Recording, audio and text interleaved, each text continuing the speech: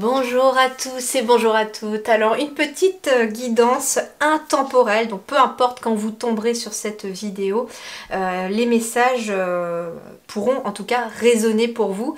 Les guides, j'ai posé la question, quel est justement le message intemporel que vous avez à transmettre aux personnes qui regarderont cette vidéo. Eh bien nous allons aller découvrir le message parce que j'en sais pas plus non plus, je vais le découvrir en même temps que vous. Allez, on y va tout de suite. Alors nous avons ici les fleuves, avec la rencontre. Nous avons la quête.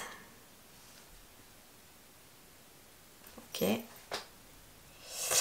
Alors, moi, ce que j'entends ici, c'est que pour les personnes qui peuvent tomber sur cette guidance ici, il y a une sorte de confusion, une sorte de j'ai vraiment deux voix ici qui peuvent être semblées différentes. J'ai une voix ici qui représente un chemin de sable et puis j'ai une voix ici qui représente l'eau. Et en fait, moi ce qu'on me dit, c'est que vous avez peut-être le choix ici entre deux situations, deux personnes, pourquoi pas, puisqu'on est sur la rencontre également. Nous sommes peut-être ici face à quelqu'un qui a un choix à faire, qui est confronté à un choix et qui n'arrive pas à faire ce choix, à se décider, qui se retrouve dans une confusion. Ici, j'ai quand même la quête ici. On est dans une confusion complètement totale ici. On ne sait pas trop où s'orienter, on ne sait pas trop quel choix effectuer, quel choix faire. Ça peut concerner n'importe quel domaine, d'accord? N'importe quel domaine. Ici, j'ai vraiment ici, actuellement, en tout cas actuellement, au moment où vous regarderez cette vidéo, une personne, ou des personnes en tout cas, qui sont confrontées à une quête de solution. Je suis en train de chercher une solution, je suis en quête d'un signe, j'entends aussi, d'un signe, d'une synchronicité qui pourra peut-être venir me dire quel choix je dois faire. Eh bien, en fait, c'est intéressant parce que rien que cette carte-là, elle me parle déjà de deux choix possibles. Nous avons le côté terrestre ici, le choix du chemin de sable. Eh bien, ici, le choix, c'est le choix de quelque chose peut-être de matériel. Il est peut-être question ici d'un choix matériel, d'un choix peut-être financier. Et puis nous avons l'eau à côté qui est plutôt un choix à faire avec les émotions. Eh bien, c'est intéressant parce que les guides me disent que quand on est confronté à un choix et que l'on doit mettre dans la balance le matériel ou l'émotionnel, eh bien c'est toujours très compliqué de décider et de prendre vraiment la bonne décision. Pourquoi? Parce que nous sommes des êtres terrestres, nous sommes des êtres matérialisés quelque part, nous sommes des êtres incarnés et que nous avons tous ce besoin conscient ou inconscient de se sentir en sécurité matériellement quand on a une décision à prendre. Donc souvent, on va se diriger peut-être entre deux travails, celui qui va payer le plus. On va peut-être, entre un travail que l'on aimera faire, émotionnellement positif, etc., et un travail qui est sûr d'avoir un salaire, on va toujours se diriger finalement sur celui qui nous plaît peut-être le moins, mais on est sûr d'avoir un salaire. Vous voyez? Ce que l'on vous dit en fait, on ne choisit pas toujours la bonne voie parce qu'on choisit en fait la voie de la 3D. La 3D, c'est tout ce qui est le matériel, la consommation, l'argent. Et en fait, là, on entre de plus en plus et on est déjà rentré dans l'ère du Verseau qui est une ère où on est beaucoup plus dans l'émotionnel, dans le ressenti.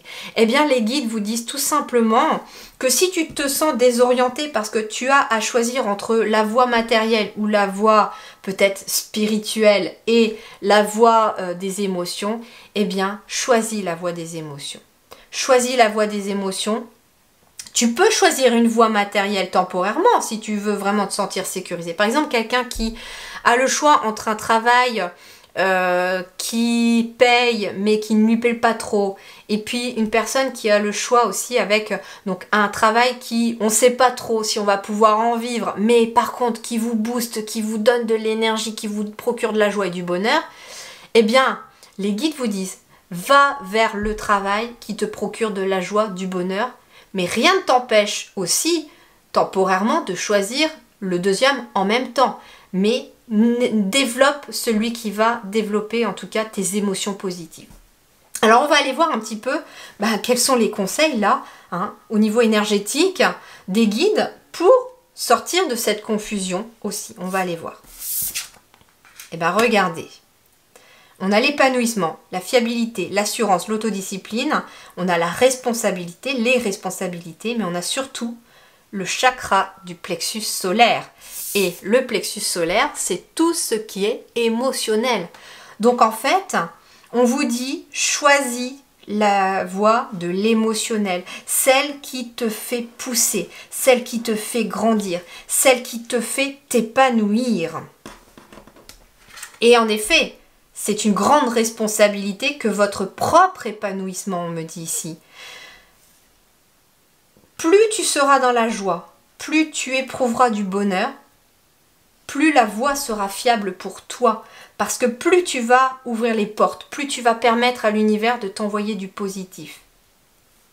Bien entendu que tu as besoin éventuellement aussi d'une certaine assurance à côté pour pouvoir te lancer. Donc ça peut être en effet des personnes qui ont le choix ici entre deux métiers, entre deux situations, mais qui n'osent pas se lancer.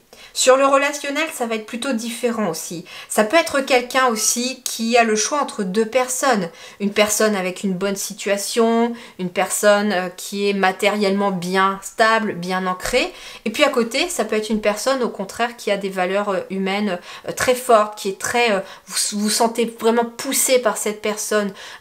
C'est une personne qui vous met en joie, vous savez pas pourquoi, c'est physique, c'est énergétique. Eh bien, vous allez être amené aussi peut-être à choisir entre ces deux personnes-là. Entre une relation aussi, j'entends qu'il y a peut-être quelqu'un ici qui est aussi en couple, mais qui se sent complètement seul dans son couple, mais qui reste parce que l'autre a le matériel quelque part et que peut-être que vous ne travaillez pas ou que votre situation est instable et que vous vous dites que si vous partez peut-être même vers une relation qui est beaucoup plus positive pour vous, mais vous avez peur de vous retrouver peut-être sans rien derrière. Eh bien, on vous dit que votre vie, c'est votre responsabilité. Vous avez des choix à faire et parfois, les choix ne sont pas forcément simples à faire et parfois, ça demande beaucoup de courage aussi. Beaucoup d'assurance en soi-même également. Et nous avons quoi ici? La présence, conscience, attention, réalité et connexion. Et ici, nous avons le chakra du troisième œil ici. Donc on vous invite finalement à prendre vos responsabilités en toute conscience, à voir la réalité des choses, à ressentir les connexions autour de vous, en vous, mais surtout les connexions qui se font en vous par rapport à des choix que vous êtes amenés à avoir. C'est ce que je vous disais, je prends l'exemple un peu plus du professionnel. Peut-être que vous avez des capacités médiumniques, des capacités extrasensorielles, etc. Et que vous avez le choix entre un travail alimentaire ou de vous servir de vos capacités pour travailler. Eh bien, vous êtes amené en tout cas, en toute conscience, à suivre les connexions qui se font en vous. Et elle va passer cette connexion par l'émotionnel. Donc en fait, ce que l'on vous invite à faire, c'est faire des choix qui vous semblent justes vis-à-vis de vous-même, avec lesquels surtout et par-dessus tout, vous vous sentez aligné. C'est marrant parce que vous voyez, ça peut parler de quelqu'un qui cherche sa voie professionnelle aussi. Et l'autre jour, je rencontrais...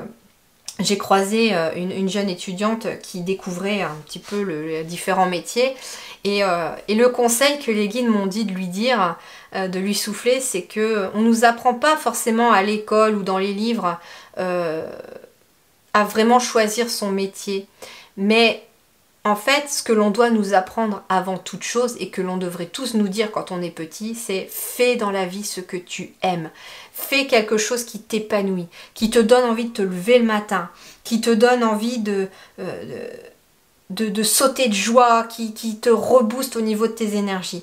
Donc en fait, ce qui va vous aider tout simplement à faire un choix, c'est à la fois votre plexus solaire et à la fois votre troisième œil.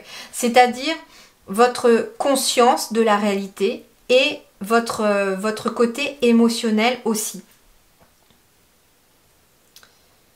J'ai bien envie de compléter ici par 2 messages du tarot.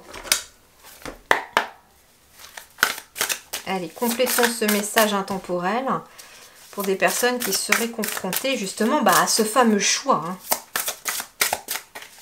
Alors, hop. Nous avons le 8 de bâton. Alors, le 8 de bâton, il va nous parler d'agilité et d'adaptation. Il parle aussi de changement rapide. C'est-à-dire que les changements peuvent être plus rapides qu'on ne le pense. Et ça dépend en fait de ce que nous allons décider ici, hein, avec le 8 de bâton. Mais on me parle aussi, c'est marrant, de déménagement ou de voyage. Donc ça peut être tout simplement de déménager des choses à l'intérieur de nous qui ne nous servent pas à prendre des décisions, comme le mental, et à aller vraiment dans un voyage intérieur pour pouvoir mieux comprendre comment on fonctionne et puis quelle est la situation ou quel est le choix le plus adapté à nous, quoi. C'est vraiment aller en profondeur dans son chakra du plexus solaire, j'entends. Parce qu'il y a quelque chose qui a envie de pousser chez vous, il y a quelque chose qui est en train de germer, mais que quelque part, vous n'en avez pas conscience. Vous n'avez pas conscience, on me dit, que vous avez la possibilité de le mettre dans la réalité. Vous avez peut-être l'impression que cette idée peut rester à l'état d'idée, alors que vous avez tout le potentiel de le mettre en présence, de le mettre dans la matière.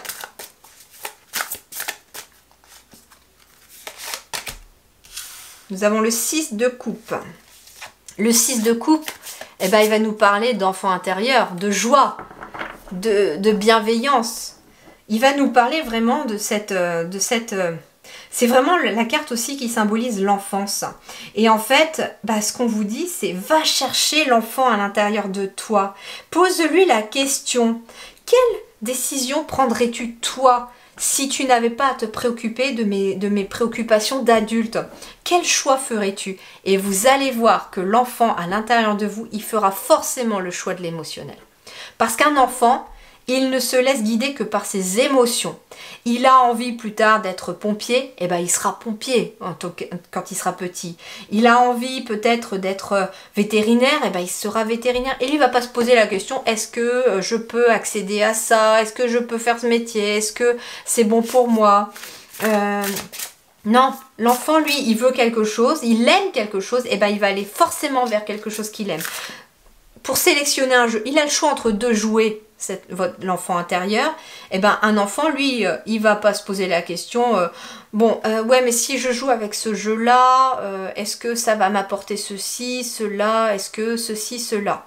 Est-ce que si je joue avec ça, je risque peut-être de me faire mal, je risque peut-être de tomber, ou finalement peut-être que ça va pas me plaire? Non, en fait. L'enfant, lui, ce jouet-là lui plaît, il va aller vers le jouet qui lui plaît, il va jouer un peu, il va voir si ça lui plaît, puis il va passer à autre chose après. En tout cas, il ne se pose pas 36 000 questions. En fait, là, pour tous ceux qui verront cette vidéo, et je pense que même moi, vu que je vous fais la guidance et que je découvre les messages, nous sommes tous invités à prendre nos décisions comme si nous étions encore un enfant sur le plan émotionnel et ne pas se poser la question de la 3D, ne pas se poser la question du matériel, du financier. Posons-nous la question du bonheur. Est-ce que ce choix me rend heureux? Est-ce que ce choix me rend heureuse? Est-ce que ça me fait vibrer? Et si nous sommes capables de faire les choix avec notre enfant intérieur et avec nos émotions, à quoi ça aboutit? À quoi ça aboutit? Ça aboutit à faire avancer les choses avec le chariot. Le chariot, c'est une confiance en soi, c'est le succès, c'est le progrès, c'est la détermination. En fait, si nous faisons les choix avec notre cœur, avec nos émotions, par rapport aux émotions que cela nous procure, nous ferons avancer nos situations. Par exemple, les guides me disent, posez-vous toujours les questions par rapport à un choix. Est-ce que ce choix-là me rend heureux? Est-ce que mon cœur pétille? Est-ce que j'ai les papillons dans le ventre? Ou au contraire, est-ce que ça me dérange? Est-ce que je me sens pas à l'aise? Est-ce que je me sens triste? Est-ce que j'ai la boule au ventre? Et vous allez voir, qu'en vous posant cette question-là de comment je me sens par rapport à ces 2 choix, vous serez toujours guidé dans la bonne direction. Voilà, c'était un petit message intemporel qui pourra en tout cas vous aider à prendre des décisions. J'ai l'impression que visiblement les guides nous donnent des conseils pour être capable de décider par rapport à ce qui nous convient ou ce qui ne nous convient pas dans l'avenir. Voilà les amis, prenez grand soin de vous. Je vous dis merci du fond du cœur. À très bientôt.